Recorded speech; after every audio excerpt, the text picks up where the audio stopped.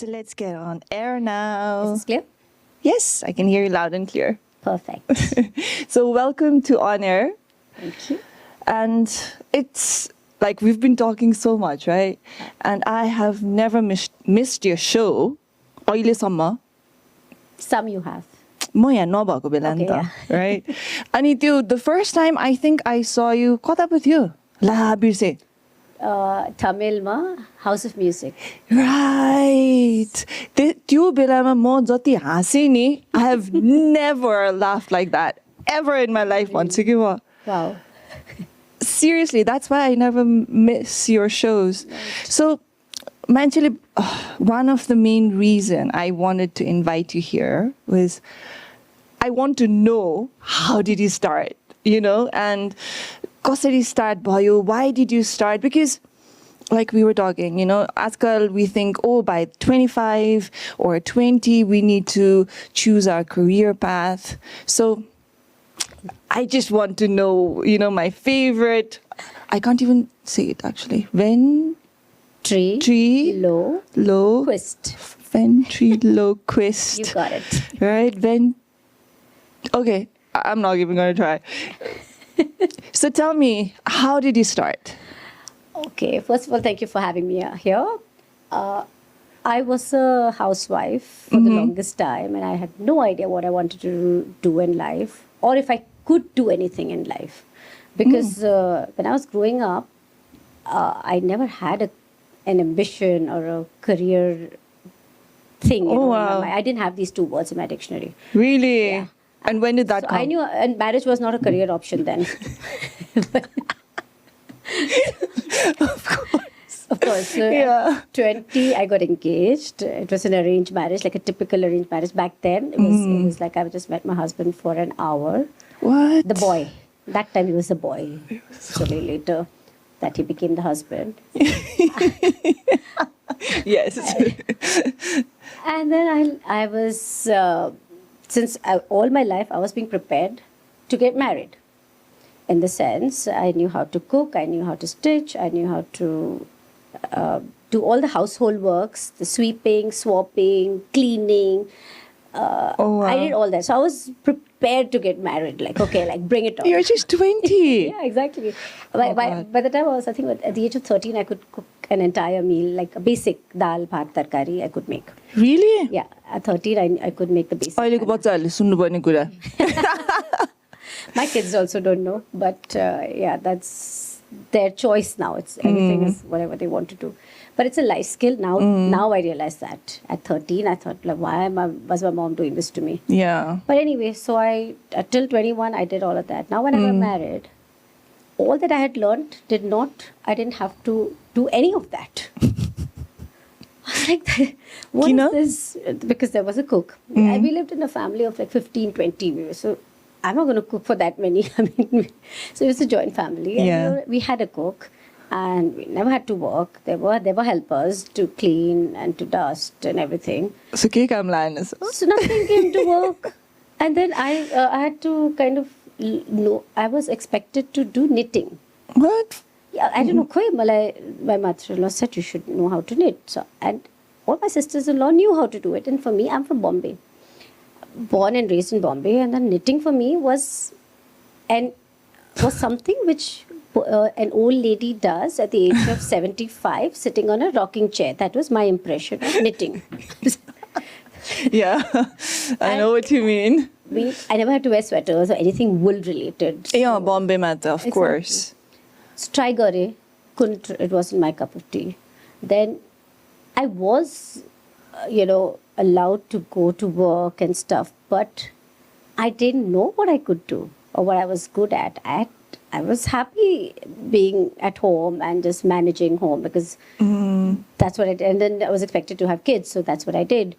I have 2 children. And I even joined my husband's work. He has IT stores around in Kathmandu. So I started looking after them. I wouldn't even say I took up any kind of a responsibility because I feel I was more of a people's person. 4-5 years, I think I was with them. I was a complete misfit. I can imagine. And I didn't have business sense in me. So it's like being a Marwadi and not having business sense is like... people doubted my origin.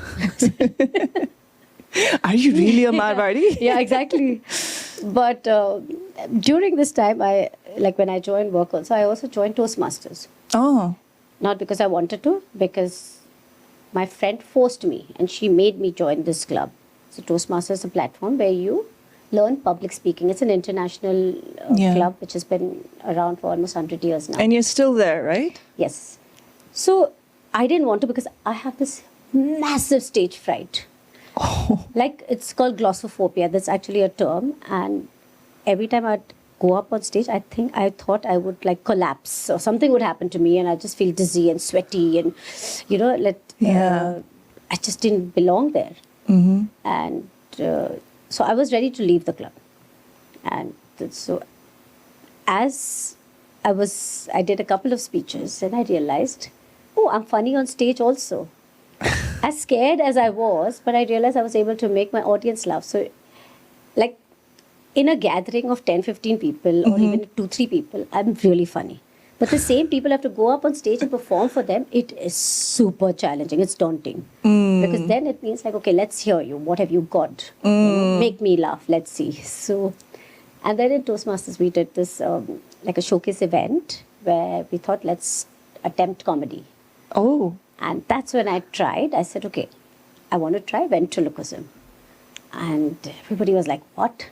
Obviously, nobody had heard this term before. And there is nobody in Nepal doing that. Yeah. And even for me, it was a new term. I didn't know if I could pull it off because I would do shows for the kids, my 2 kids and the kids at home. So I had an audience of 5-6 kids in my house at any given point of time. And then there was time when I would, instead of bedtime stories, I would tell them puppet stories and jokes. Oh. So it was called the What a Witty show. So that's how I love it that started. voice. Yes.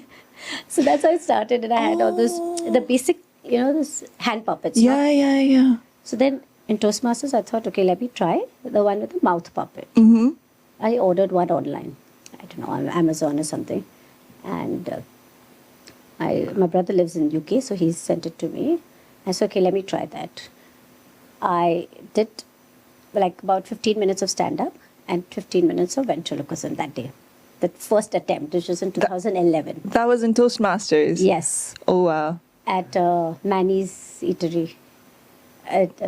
So did that for the first time and I made a lot of mistakes because this was all self-taught.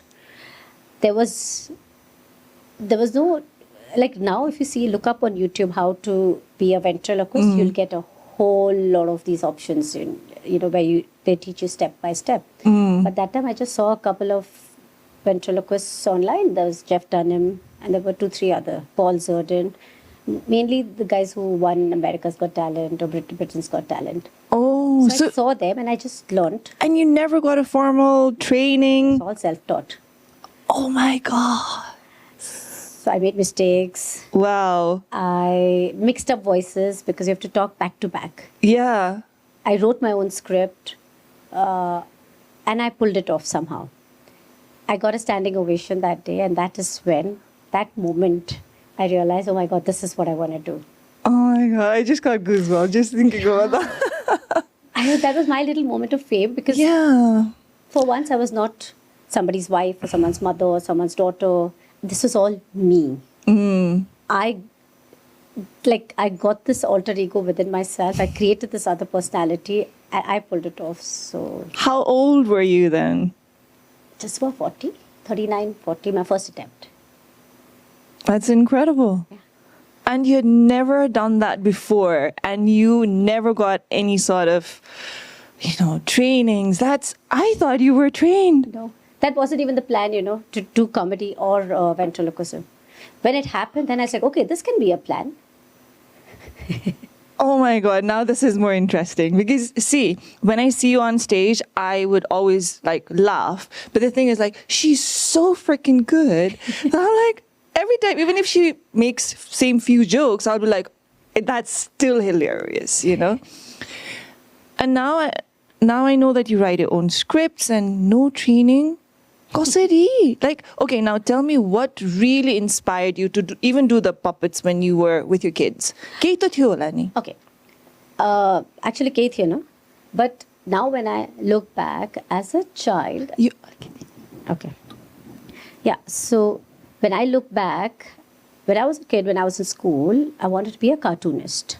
oh, Yes, all my books had doodles and all the back pages, faces, characters, just random scribbling. mm, And I wanted to really learn that and take it forward, but then obviously I had to get Life married. happened. Yeah, life happened. Got married to a cartoon. That's what I love about you. It's like, I was like, it's so spontaneous, your humor. And the funniest, I love the way your husband supports you. So has he been this supportive about your entire Ventriloquism. Okay, so firstly, let's learn how to pronounce it. Are you ready? See, I am dyslexic to a point where even if you teach me 100 times, sometimes some of the words, I'll never be able to say it again. But yeah, we can try. What I tell people when I'm up on stage, that when people don't know, they've never heard this term, they don't know how to pronounce it. Yeah. So I say, I make up some shit. So I say, I have done the study of 3 worlds: the hell, heaven, and earth. So ventriloquist. Ventriloquist. There's a triloque in between. Oh, Triloque. ventriloquist. Yes. Ventriloquist. Ventriloquist. Ventriloquist. I have to meet you. Yeah. And then I'll I get really used wonder who coined this name. I know. Why is it so difficult? Yeah. So, okay, coming back to the thing, has your husband always been this supportive? Like, he is the one always there with his camera and laughing when you are making jokes about him and the marriage. I mean, how? Like, okay, tell me, was he supportive? So he saw me grow. He saw potential. I think the first attempt he was there, and he was the proudest of everyone. And Oh, so he is my mentor. He's my critique. He's my script advisor. He's everything. He's my manager. He'll even tell me how to quote sometimes when I get an offer, and which one I should do it for free, or which one I should charge, and how much I should charge. Everything. he's your financial advisor also. Overall. Yeah. So he's been there since the conception of this idea of ventriloquism. And yes, of course, he's always been supportive, and eventually even my family saw what I was doing. So that, of course, helped, because you need validation. I was at a stage in life when I had no idea what I could do, or if I was even capable of doing anything. So my immediate people, my brother-in-law, my sister-in-law, they all were, in fact, they were my laughter track. So they would sit in the front and genuinely laugh. So it's contagious, how laughter can be contagious. So that really helped. My mother also, when I told her that when I would go to Bombay and I said, I'm going to perform, and she'd be like, what are you doing? So I said, I'm doing a show. She's like, what show are you doing? I said, Mom, I do comedy. She's like, what comedy? You do alone? I said, no, I have people, but at the same time, it's alone. What does that mean? She's like, what are you talking? What do you do? And you're going at night. So suddenly I'll be leaving home at 9 p.m. and saying I have a show at 10. My mom is like, and for the longest time, she would give me I used to have deadlines that you have to come home by 8. After sunset, you can't be out to lunch. She was really strict back then. So I told her, you come for one of my shows. Sit somewhere at the background. Don't sit in the front, because I don't want to see you when I'm performing. Why? No, it's scary. As it is, I'm a nervous wreck. And my mother, the one person I want, it's most difficult to please. Yeah. Because you know how Indian mothers are. They're not very appreciative of praising. They always think you could do better. So when she saw, and because she doesn't speak much English, but whatever she saw and she understood, she was amazed. Wow. She came back home and she's like, this is what you do. I said, yeah. Sing. कैसे सीखा? मैंने तो नहीं सिखाया. I said, yeah, Mom, this is self-taught. मैंने तो नहीं सिखाया. Because everything is like my mom taught me, whatever. And she's like, I said, yeah, that was not a part of the marriage portfolio. So, yeah. Oh my been supportive. God. Yeah, back to my husband, he's been supportive. But at this point of time or in life, I am so convinced about what I'm doing. Yeah. I love it so much Yeah. that honestly, even if I don't get the support, like the only support now I need is from my push-up bras.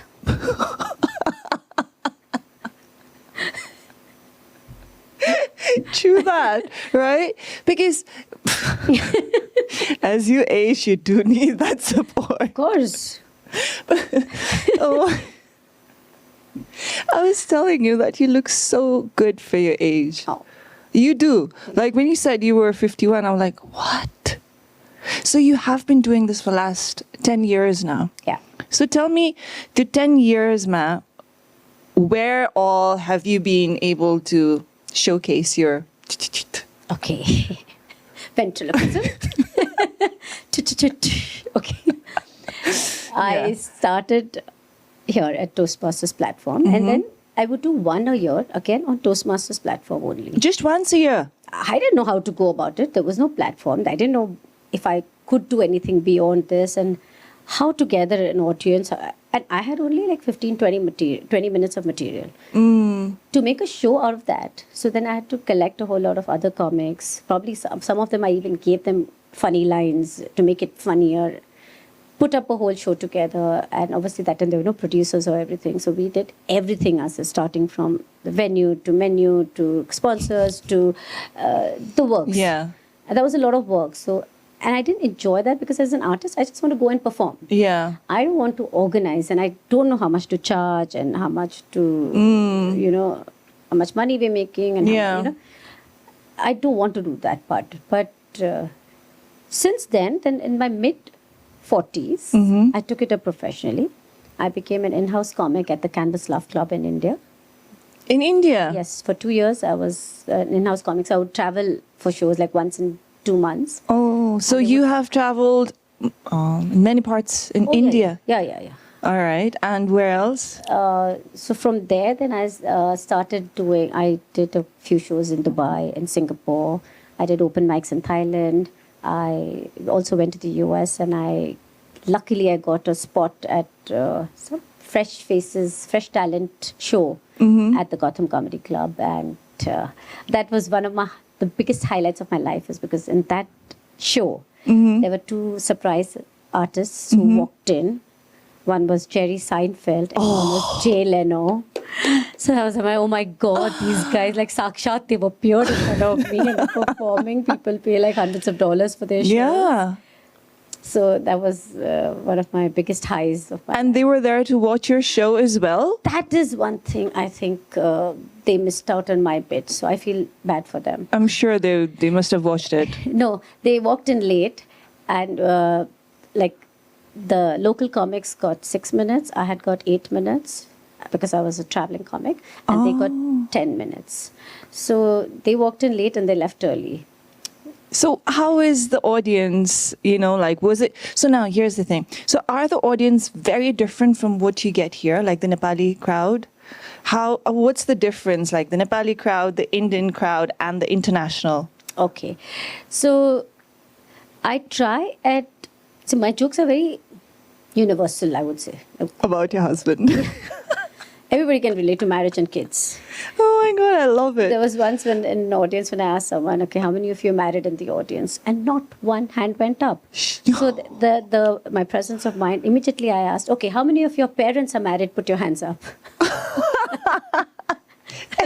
That's a trick question, I said. Yeah. But I have a bit where I'll make one bit with specifically to the city that I'm performing in.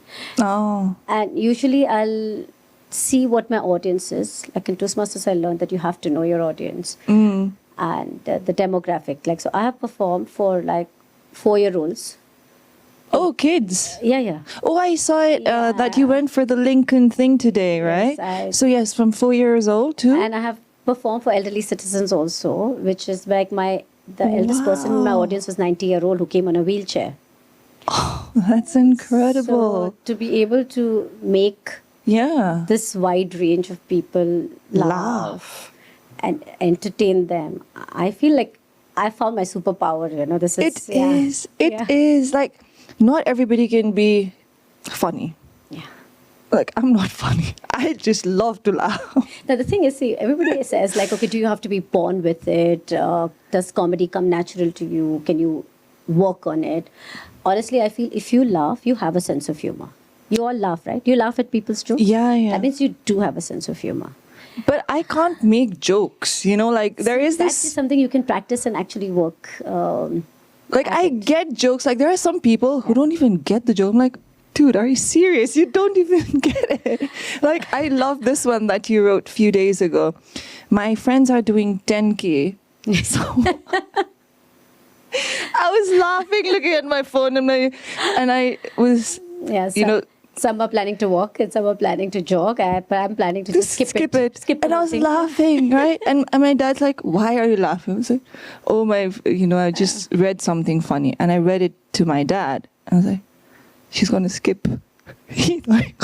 Yeah. So pun intended. For me, I'm a compulsive punner. I'm always looking at double meanings of everything. Even when I go to a serious event... I don't know, I can make jokes even there. Sometimes it's inappropriate, but I can't help it. That's how your mind works. All the time. Right? Yeah. And it's so important, like we're saying, you know, it's so fun to hang out with people who are laughing and living life and not taking life so seriously. Right? Yeah. And when we look around nowadays, everybody gets so offended. Do people get offended when you when you make certain jokes? Like, do you get audience who are like, oh my God, what is she talking about? Why did she say that? So the thing with my actors, I have an advantage that the jokes are not coming out of me. It's my puppet. Can we see your puppet? Do we have him here? Of course, I'm sitting right here. Okay, he's here. Okay, well, let's get him out. I won't be able to stop that. Hello, cutie. Oh, hi. How you doing? I'm doing...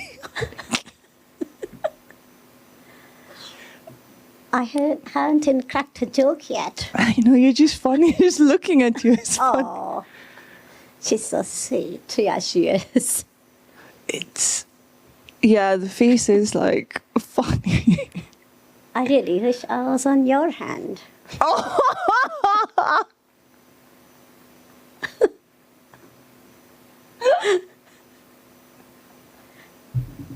Can I? Oh my God. This is amazing. So when we are talking, see, everything he's flirting with you, it's not me. Yeah. So you can say wouldn't whatever. Get offended as such because I'm telling him, hello, behave yourself. What? What do you mean? I am behaving. Yes, Yeah. he's behaving and you are misbehaving. No, I'm not. Oh my God. Yeah, so So people don't get offended because it's not you saying stuff, it's Jack Denials. that's right. She forgot to introduce me. This Noron. Shut up. Did you see? He just called me moron now. I can't even feel bad about that. Oh my God. And so you... Am I visible on the camera? Yeah, I think you're visible. I think I need to stand here. What's this? Well, this is a mic. That's my mic. Well, you can talk in my mic. Okay. Testing, 1, 2, 3. Testing, 1, 2, 3. Makes no bloody difference. It makes no bloody difference. You're amazing, Jack Denials. You make me laugh. Oh. Oh. You should try puppet sometimes. I should try what? You should try puppet. Yeah, Puppet. say that clearly next time. It's not my fault, it's hers. Oh my God. Put him back. What? You don't need to go back. Yes. Yeah. He'll go back. We'll get you back again. Okay. Bye. See you. Bye. Oh. Yeah, so he gets away with it. And also, people have not watched. Just fun. funny, the eyes though. Yeah, sorry. Carry What on. happens is within my audience, not many people have watched it live. Very few. Even like when I went to the US and I asked how many of you watched ventriloquism live, not one hand went up. Oh. So instead of getting time to get offended, they're just intrigued by the whole act. Okay, where is this voice coming from? Is she? But I can see her lips move, you know. They're very attentively looking at me. Yeah. So I think it works in my favor, yeah. Yeah, because there are so many stand-up comedian getting backlash from their audience saying, you know, oh, he said this is so offensive. Yeah. And when you talk about your husband and a lot of other stuff, mostly it's about marriage. So that's what I remember mostly. It's like... So I'll tell you about this being offensive. Now, humor is, firstly, it's very personal. Yeah. What I find funny, you may not find funny, and what's funny for you may not be funny for me. So it's very personal. It's relative. Secondly, I can make fun of things that is mine. Yeah. I can make fun of my husband. You dare not make. Yeah. I can make fun of my children, but nobody else can even Make fun of can them. even talk bad about them. I can make fun of, like, there was a time when we were going through the series of earthquakes that we had. Yeah. So I would put lighter Facebook status, like how these are not wake-up calls, these are quake-up calls. Yeah. Because I'm going through it, Yeah. it's okay for me to make a lighter note about the same thing. But somebody who's sitting in Bali and making fun of earthquakes, it's not funny. Yeah. You're hurting people's sentiments. Because I'm going through it, I have my people also who are suffering and who are probably some in the debris or some, even like my staff. There's some people who passed away. But at the same time, I can make fun of that. Like, lightly. Maybe not that time, but when things are a little better. You have to be sensitive about that also, time. So they say tragedy plus time is equal to comedy. Oh. So Tragedy plus time. Just give it some time. It can be funny. Oh, yeah. Never thought about it that way. Yeah. It's how marriage is funny for me.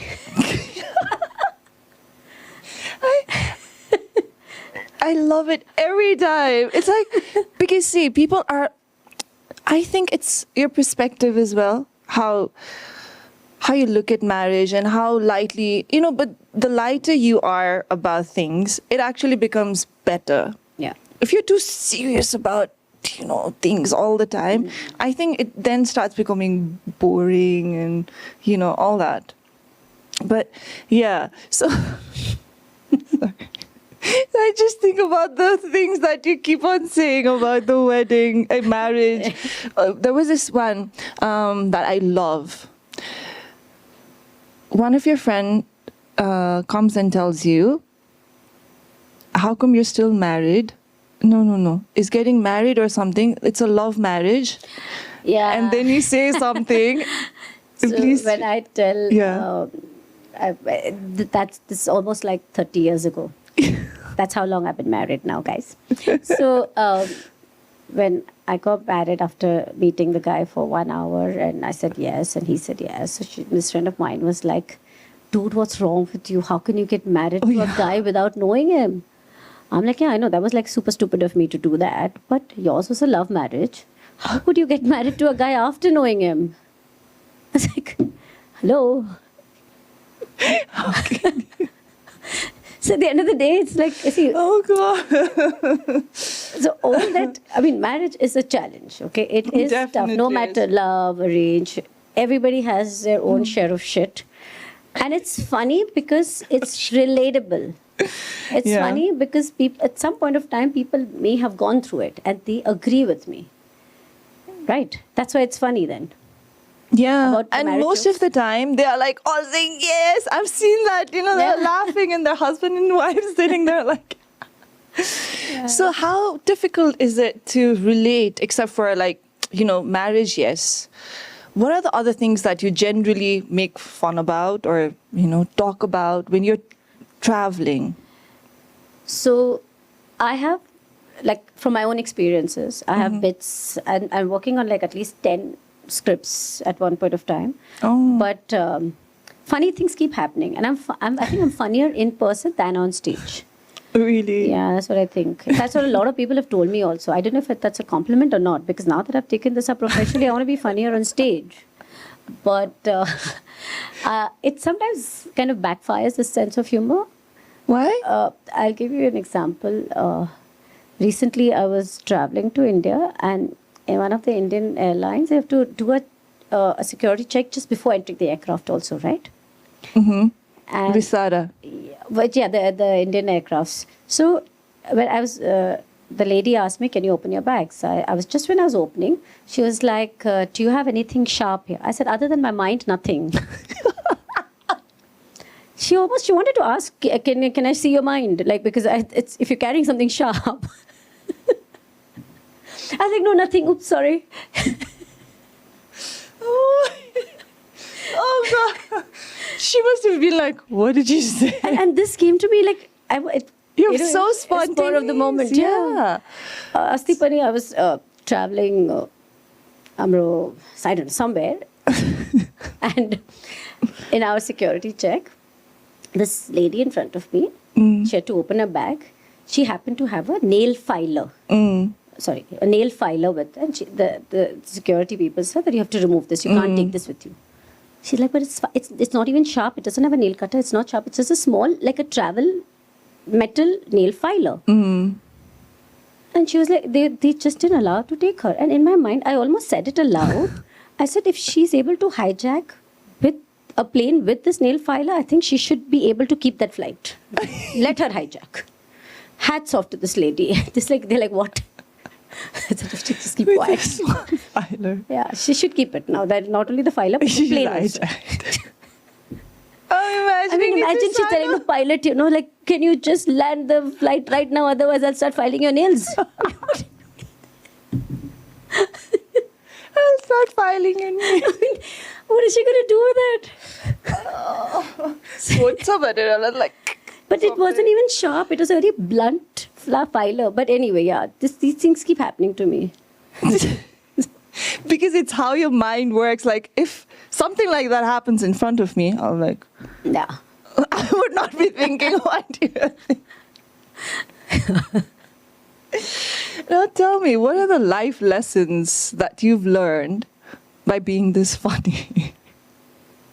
Just, see, life can be too serious. So look at lighter things and everything that is happening around you. Right? Yeah. And are your family and your friend circle like you, or how are they? Fun. Or maybe I make it fun in my environment. I don't know. Like there is always this, life of the party. I see you making videos and stuff, like you're in the middle and going like tick tick tick and so, right? Yeah. So do you make people around you do certain things ever? You do? Like what? See, you're the one who does it So then. any kind of gathering, Yeah. after 10 minutes of like polite conversations, hi, how are you and all, I want to play games. Or I want to do something. Make a reel, play a game, do some kind of activity, or even just like a question answer, like a bonding thing. Okay, so what is the one thing that inspires you most? And that's how you get to know the whole group better. Or what is your most embarrassing moment? Or give one word that describes you. Or just randomly making up jokes and games. Oh, wow. Yeah. So tell me, what inspires you? Everything. Everybody.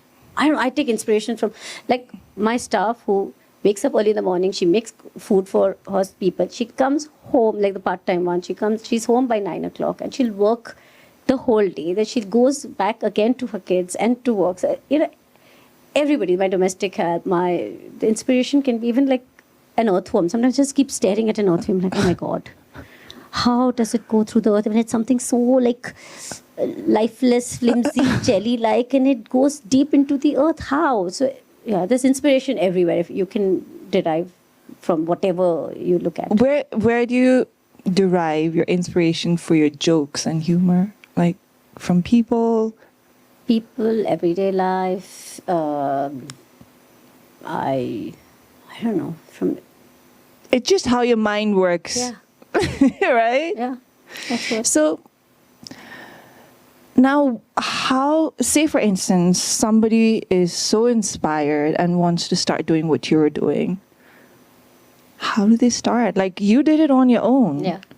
But do you think most people can do that? I don't think so. First of all, you have to believe that you can. Once you do that, then you have to keep putting yourself out there. Yeah. And how do they do that? The moment you think you're going to fail, you will. If you are ready to accept failure and just, okay, whatever happens, I'm going on stage. So just keep just keep being on stage and keep trying. See what works, what doesn't work. Because so many times people come and tell me, oh, you should try this joke and all. I'm like, okay, so it's your joke. You find it funny. It's not mine. I will take my experiences and I'll make that funny. And that nobody can take that away from me. Yeah. So anybody who wants to start, you should, you must, you can. Start writing. First, you start writing, like make a story bank or a joke bank of experience. Sometimes what happens is an experience is just funny, but you don't know how to put it in words. Write it down. Try open mics. Now, I didn't have that luxury of trying jokes on audience because sometimes it's funny to you, but when you're saying it in audience, you just don't get that laughter which you think you deserve. You're just saying it in your head. Exactly. Right? And then you sometimes start blaming the audience. Maybe they are not getting it. But then every time you can't blame the audience. There's something wrong with the joke. So you work on that. Still, if it's not working, you remove that. But like I didn't have that luxury. I had to go straight up and perform like a 20-minute set and do a proper show. Here people can do now, the kids, the younger generation can do open mics, can try jokes, can try ventriloquism. And now there are these YouTube coaching, which will tell you step by step on how to learn ventriloquism. Because ventriloquism is, first of all, it's the art that you have to learn. Yeah. And then humor. So these are two aspects that come together on stage. Yeah. So you're talking back to back. So to start, you have to first believe that there's another person inside you. Yeah, I have split personality. Personalities, plural. Yeah, I know the grandma that comes out. Oh, yeah.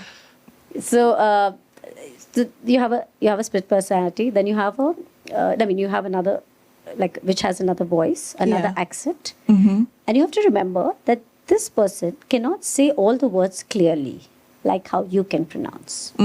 Because when you are talking without moving your lips, there are a lot of alphabets, especially M, B, and P, where you have to join your lips. How do you say that?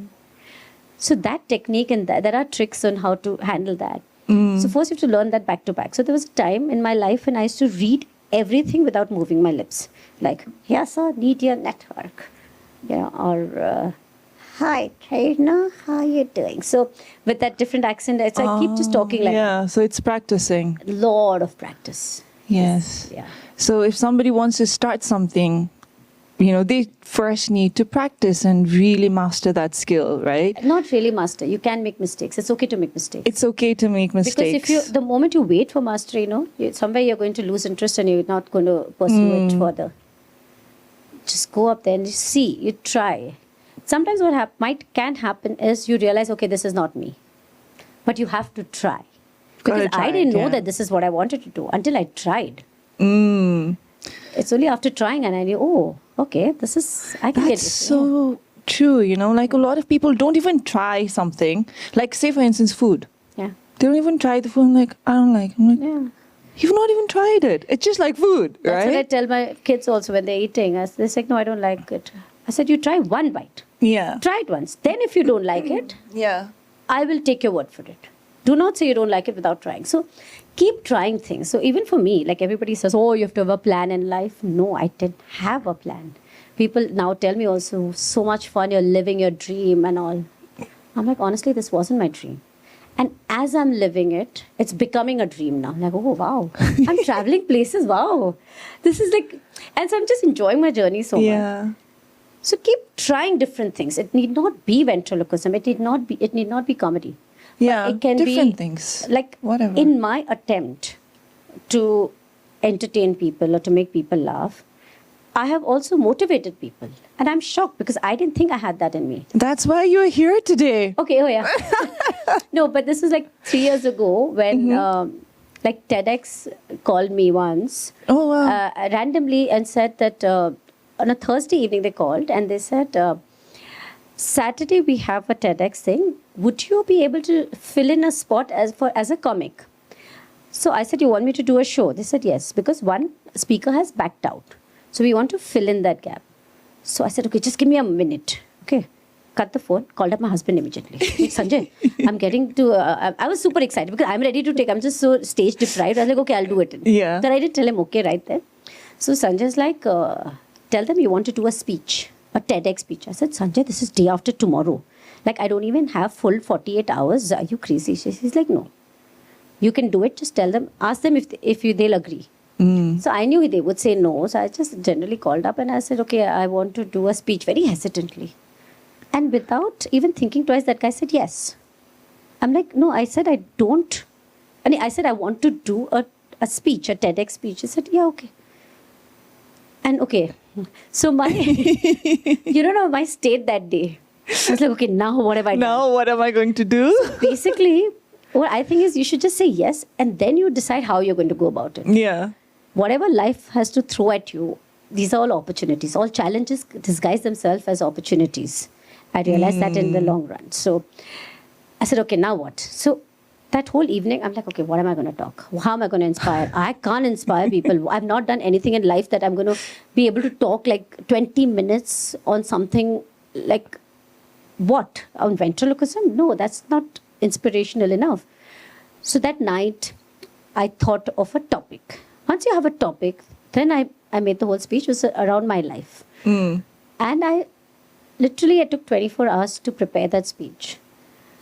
And in my attempt to inspire people, I inspired myself only. I'm like, oh my God, what did I just do? You know, ye maine kya kar diya? Like, that wasn't a plan. I was like, oh wow. But that's incredible. The more you can be inspired, you'll be doing great things, right? Yeah. From good, you go to great, I think. So, because I know where I'm coming from. I know how petrified of stage I am. I know I can't inspire. I know my weaknesses and my drawbacks. So tell us a little bit what you talked about in that TEDx. So my topic was, what do you want to be when you grow up? And every time I was asked this question as a kid, Yeah. I just said doctor without thinking anything, because at that point of time, either you're a doctor or an engineer. That's like, these are the 2-3 things you have to be. Otherwise, I couldn't say housewife, right? So I was too cool to say that. And honestly, I just wished people didn't ask me that, because it didn't feel right. There was nothing I wanted to be. There's not one thing that I could say, oh, this is what I want to be. And then when I took this up and I became this, and I realized now people have stopped asking me this question. What do you Why? want to be? Yeah. What do you think? I've already grown up. What I'm trying to say is it's never too late, Yeah. to start anything. Anything new. Yeah. So now I asked, at the end of it, I asked the entire audience, like, what do you want to be when you grow up? So basically what I'm trying to say is just keep trying things and do it. Keep trying, and you will get some, like I found my calling. I know I feel blessed that even though it was like in my mid-40s, I found it still, I got a purpose in life. Yeah. Making people laugh is like, oh my God, one of the best purpose anybody can have.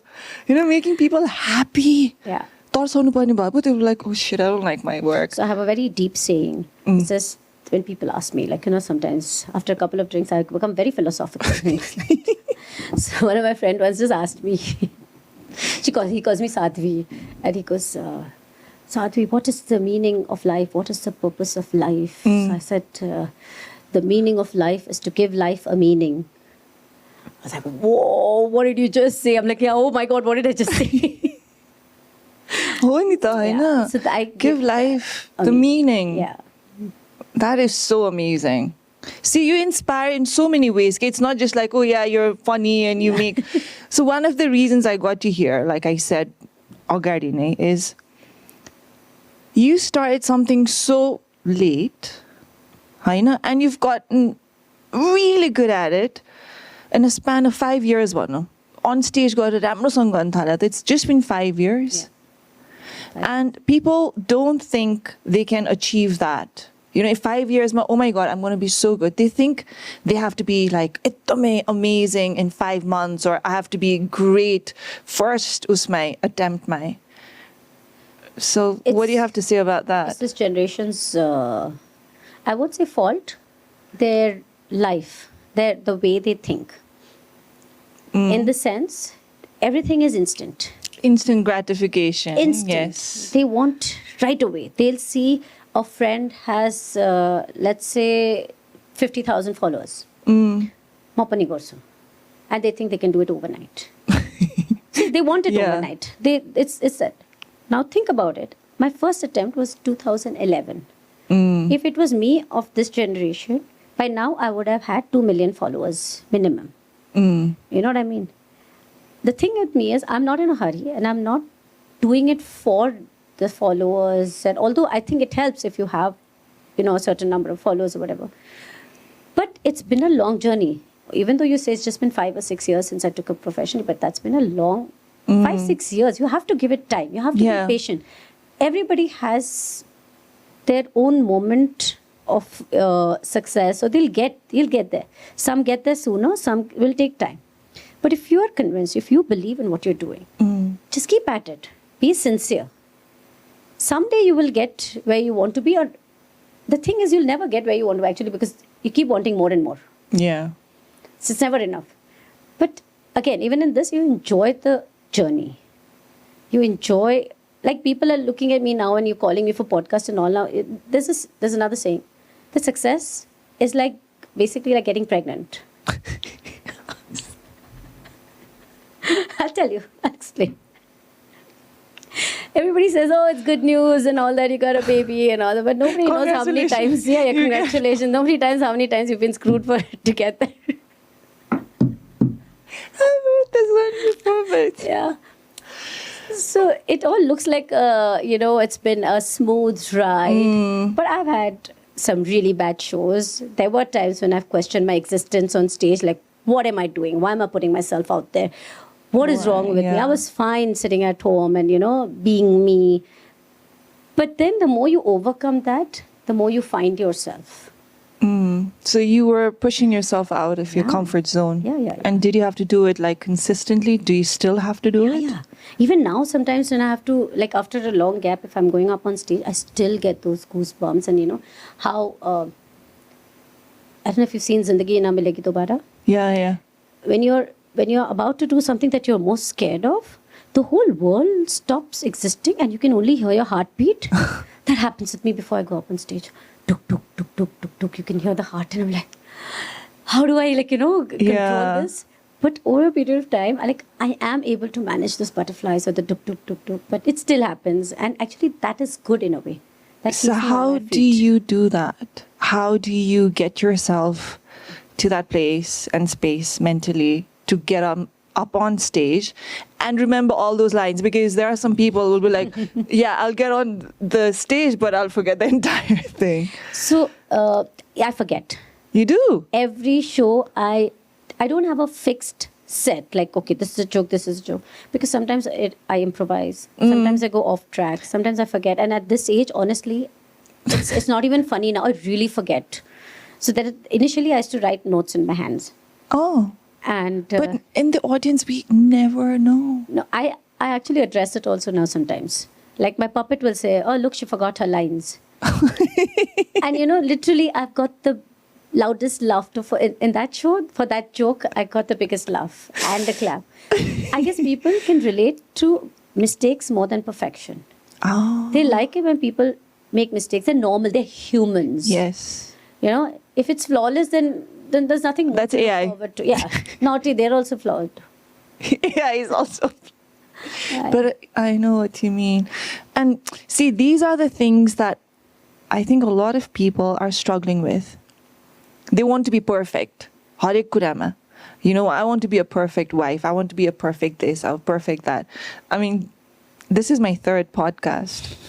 I have no clue what I'm doing. I just want to make sure that I'm trying to get things that would inspire people so that when they, hear this podcast, they'll feel like, hey, Seema Golchha started her life or career, whatever she's doing right now, when she was 40. I don't need to be so, mean to myself or difficult. And they'll have that hope. Ke hota? Yeah, people are too hard on themselves these days. I can say that because I have two kids. One is 26 and one is 21. And they are so good in social media, but they're so awkward socially. Social gatherings, they're not the best people to talk to. They're just very awkward. They're very just conscious because everything is out there. It's on screen. You never know what people are talking. They're always just too scared of being judged. During my time, we just lived our life, not bothered, didn't care much. I mean, we did to an extent, but now there's so much need for validation. So then that keeps them back. Then they keep them holding back. How do you encourage them to come out of their shell? Like how? First of all, encourage.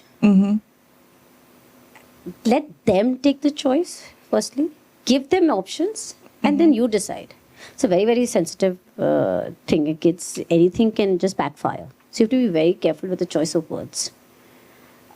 You have to say in a way that they are not discouraged or blamed. You don't want to blame them because of you. I try not to do that. I'm not a perfect mother. I'm also still learning.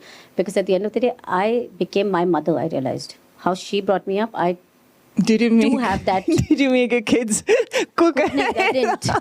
So all the things that I hated, I didn't do that for my kids, I hated my mother comparing me to other children, Look at her, she's so better. She's done this. She eats well. I never ate well. So she got such good grades. And I tried not to do that with my kids. Compare. Because they all have their own challenges. You tend to, as a mother, you really want them to be perfect. But are they happy? That's what you get to. What makes them happy? Not what makes me happy. So it's about them. So it's about the kids being happy. And I think a lot of parents actually struggle with that. Yeah. Because most of the kids are so unhappy right now. They don't know how to make their kids happy. Yeah. So how would you tell a parent who's like struggling, like they are not happy? How would you help them? Smaller. Now the thing is, unhappiness is also relative. First of all, when we were unhappy, it was never a thing. It was never a thing. It was, what is unhappy? What is no? Just shut up and do your work. It was like, seriously. When I was small, I lied once in my life, to my parents about some picnic money I took from both my parents. So I took 20 rupees from mom, I took 20 rupees from dad. Basically, it was only for food. I had extra ice cream and stuff. Came back home, my mother, not because of the 20 rupees, but she slapped me because of lying. I told my mom that dad has not given me, so I took from her also. So one lie, 2 slaps, and lesson learned for life. That never to lie, to your parents at least. Yeah. But here you can't do that. Right?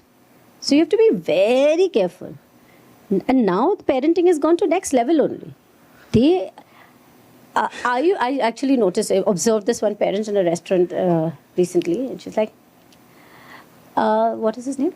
Aryan, is this how we behave ourselves?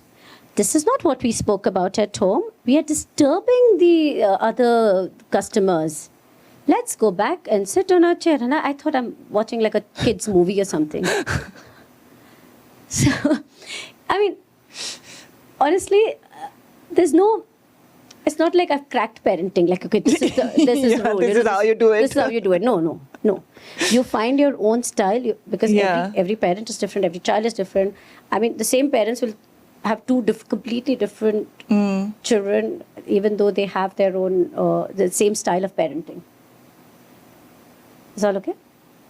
So, you find your own balance on how to deal with kids, honestly. So do you make fun of your kids all the time?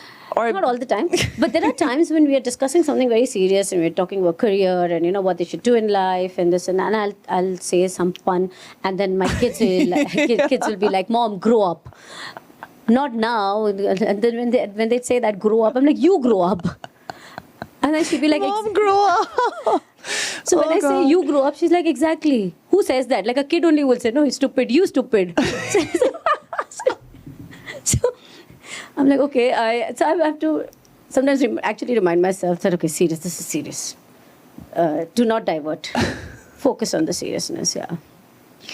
But how serious are you about life, and how would you want to take this career that you already have now to next level? Have you planned anything, or are you like, I'll just go with the flow? Yes. Just going with the flow. No plans. But of course, I do want to get on stage as much as possible, and for different kind of audiences, in different countries. So wherever I travel, I will take up a spot or an open mic or a headlining show, and I want to do that. So there's no dream there's no plan. I'm just loving my journey. And what was the other question? No, I was just asking, like, do you plan anything? And you just said, no, I don't. No. But, most of the time when we think about career, the reason we think about it so much is finances, right? So do you think it's easier for you because you don't have to think about that? Yes, of course. So for me, I was blessed. I was lucky to have this career or this profession is not my bread and butter. It's not even my jam or peanut butter. Hello, this is serious talk going on. It's my cheese, like one of those. Those French cheese that you go Yes. So, of course, it's very, very challenging for this career. Initially, there's a lot of struggle.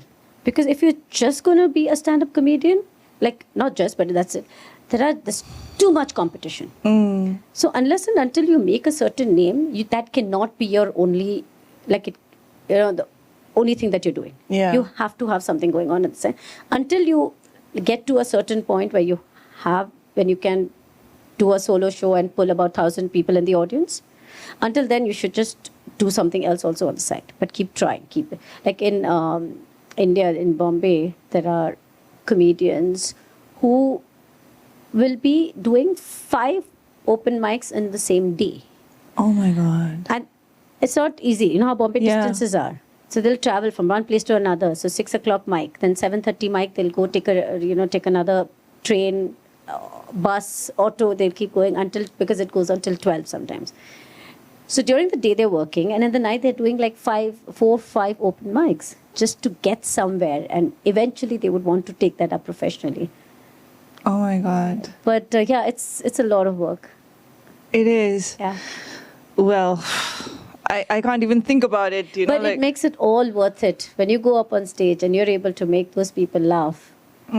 It's even if it is temporary, at least you've made them forget their everyday stress or challenges that they're going through in life, whatever they, health-wise or family-wise, whatever. But that moment they're with you and they've laughed, and I think it's you earning good karma. yeah. It's so real. I'm not doing it because of karma or something. It's just that I'm doing it I think I'm selfish that way. You're just doing it because you love doing it. Yeah. It's like I'm able to do, I'm making a difference. But you know what I feel when I look at you? I think you've empowered a lot of women, especially in your community, because I know how strict Marwari community can be. Yeah. Even today in this day and age, the daughter-in-laws are like supposed to be this way. It's very strict. Yeah. And I think, now tell me, how does the Marwari community look at you, react to you? Do they act any differently? I don't know. Honestly, I feel they love me.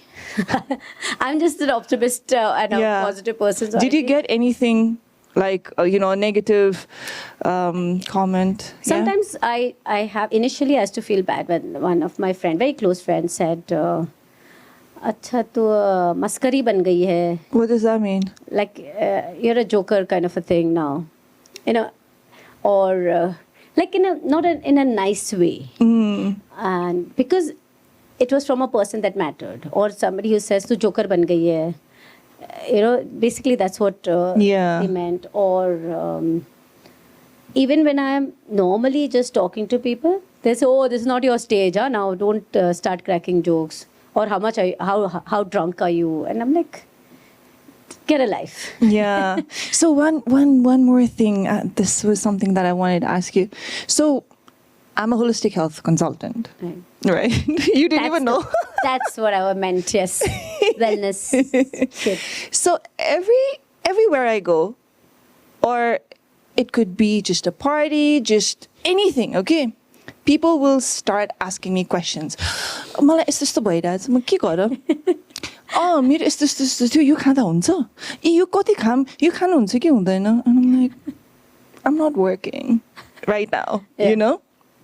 So do people just randomly ask you, hey Seema, joke still, you know, go stand up, do a stand up, whatever. Do they do that? All the time. And how do you feel about it? So I go in a gathering and sometimes I'm introduced to someone and they'll say, oh, she's a stand-up comedian. Oh, wow, why don't you take the stage now? What is she doing? You know, it could be a wedding. It could be any event. It could be a learning event. People have come from, across the globe for that event. And we all, why don't you take over the mic? Why don't you host? Or why don't you, crack a joke?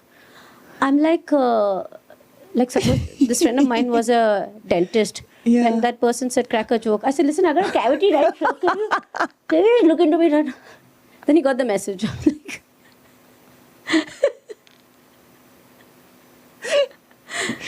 I was like, how do you, okay, tu bela the dentist, or bela how do you react to So it? I get questions like, okay, embarrassing questions like, oh, you're a comedian. I said, huh. Like, okay, you do shows. I said, huh. How much do you charge? I said, how much depends. do you charge? I said, depends. How much time? How many people are there? I mean, bring it on. Hi? For me, everything is double meaning. So I was like, can you be more specific? But I was thinking when I was driving here, like crack a joke, but you're so funny. Like even when you are just having a conversation, like look at me, I've just been like, the manager, like, I think they are getting free stand-up comedy. Yeah. No, but then what is happening is because they all know me, I feel some of them don't even want to come to the show. It's like, oh, I talked to her enough, I laugh enough. I'm like, hello, I want you to come as an audience. Can you please come pay a little something? So what I feel is people are not yet ready to pay a certain amount for comedy. For music, oh my God, they'll go all out. They'll pay any amount for music. But comedy has still not earned that kind of or that level of respect. Yeah, I'd say. Anywhere. In India, a little bit, but still, they want, first of all, they'll ask me, how does it feel being a woman comedian? I'm like, see, woman I've always been. It feels nice.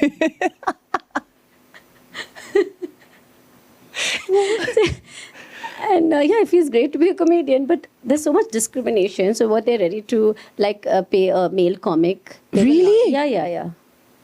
So that there's still discrimination. Oh my there's God. Still kind of not too much now. It is improving. It is getting better, of course. But I'm okay with anything. Bring it on. I mean, I can make fun of it, whatever. I mean, even if it may sound rude, but. So this journey that you've taken, just from the age of 39, 40. You're now? Let's say 40. 40. Your 10 years good journey, man. What has been really life-changing, except for your career change and you enjoying it, except for that, what else do you feel has really changed in your personal life? And that is like, oh, wow. I feel good about myself. I feel like finally people are asking for me. I've made a place. I haven't arrived yet, but I'm arriving. You've got your own identity as you. And in Seema. the sense, it feels special because it's been all me. Yeah. There was nobody doing it before, nobody doing it even after that. It's all been me. In fact, I don't even know if what I do on stage is right or wrong because this is just you being you. Yeah. Yeah. And especially the art, ventriloquism. So when I did a show in India, Satyajit Padhyay, he's one of the only second or third ventriloquist in India. Whole of India also, there are 2-3 people doing this. So he told me that your art is good. And then that felt good because he knows what it is like to do what I did, right? Yeah. Like you don't know what goes into my head when I'm performing. Then that felt good. Then when I went to the US, I also went to see Jeff Dunham, one of the best ventriloquists in the world. Mm-hmm. I went to see his show live to see what he's doing and what I'm doing is right or wrong, or whether I could do any better.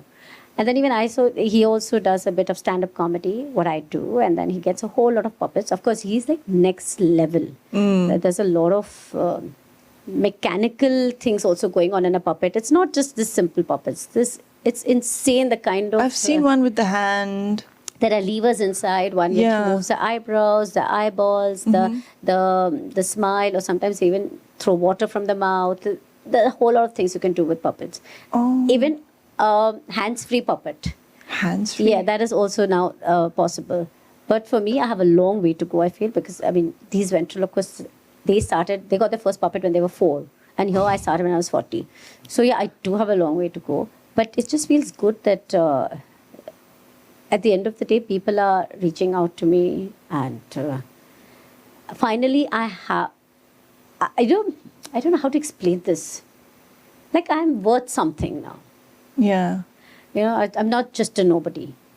So even if I leave this world, I'm like, oh, wow, okay, people... I don't want people to cry and all, but have a party. But be there, just come. Yeah. Come for my funeral. Have fun. There's fun in funerals. So Not in Nepali funeral, but baireko funeral ma chai huncha. No. The word funeral has F-U-N. Oh my God. So tell me, what was the largest number of audience that you've had? Okay. So when Zakir Khan came here in Kathmandu, I was there. you were there. So that was about more than 1,000 people. Mm-hmm. And I did an opening act of 15 minutes that time. But recently, I did an opening act for Bassi in Singapore. The one who came here with Bachi, no? Yeah. So he was performing at Esplanade, which is one of the top theatres of the world. And there were 1,700 people in the audience. Wow. Remember, you have 3 floors. It's one of those... and when I stood on the stage, I went numb. It's a completely different vibe for performing for that big an audience. Because honestly, there's very little audience connection. Because there are too many people? There are too many people. So does that make a difference? Of course. I want to make it interactive. I want to see my audience, especially the front benches. Yeah.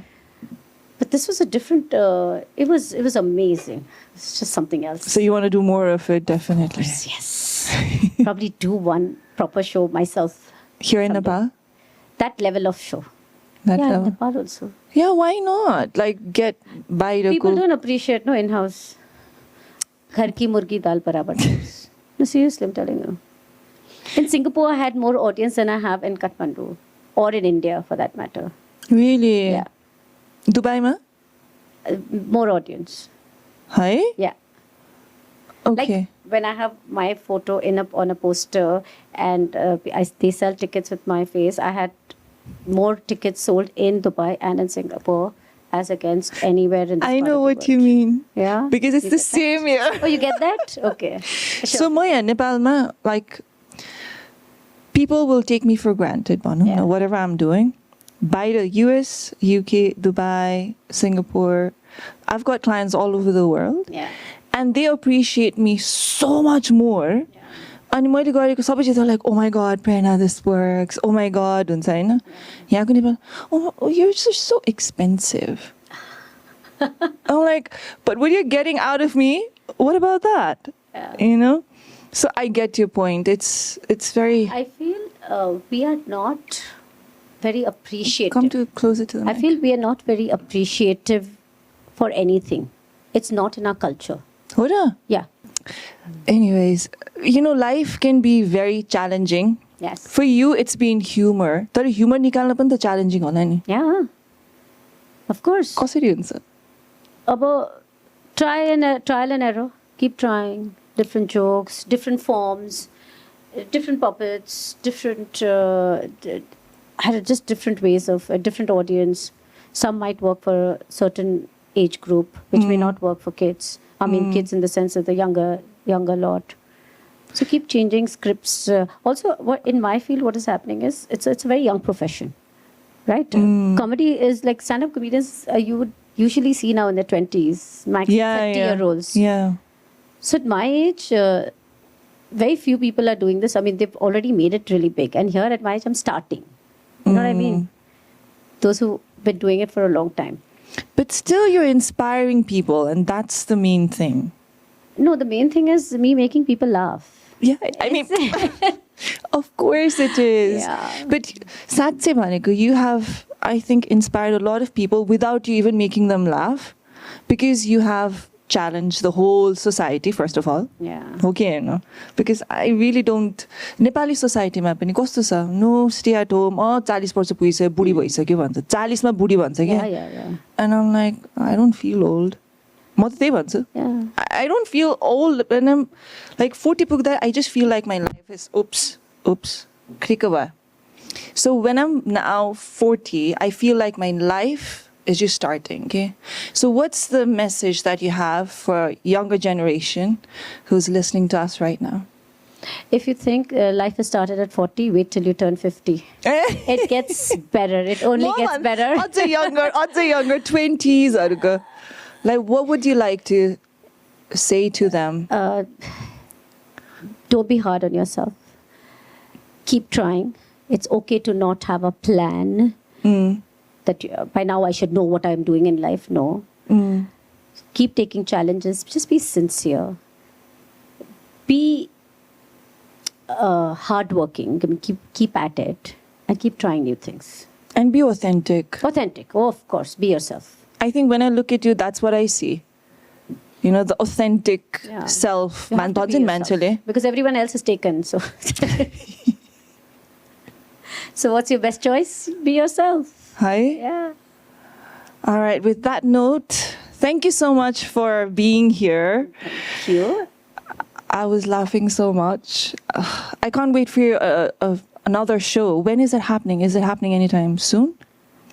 I have a kids show coming up in Ratu Bangla at Bal Sahitya Mahotsav, and I have another kids show at Hyatt Place. But the month after that, maybe in April, I'll do something. I'll do a show here, yeah. Okay, so we have to wait for another whole month. Yeah. I did one just last week. No, I was not here. Yeah. All right. Thank you so much once again. And to everyone else who's watching us, thank you. And I'll see you next time. Bye. This show is brought to you by Vyas Media Network.